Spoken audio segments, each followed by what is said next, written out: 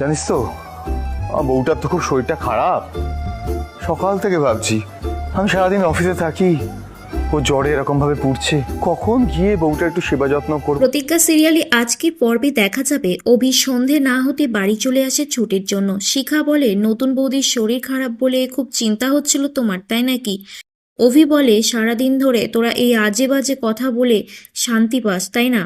তখন হঠাৎ অভির চোখে পড়ে ঠাম্মি সেখানে বসে আছে। ঠাম্মিকে দেখে অভি বলে, আমার বউটার তো খুব শরীর খারাপ, তাই সকাল থেকে অফিসে বসে ভাবছি ও এভাবে ঘরে জ্বরে জ্বরে পুড়ছে, কখন কে সেবা যত্ন করবে, সে আশায় থাকলে কি হবে, তাই নিজেই চলে এলাম। ঈশা বলে, নিজের বউয়ের চিন্তায় একদম অজ্ঞান হয়ে যাচ্ছিস তুই।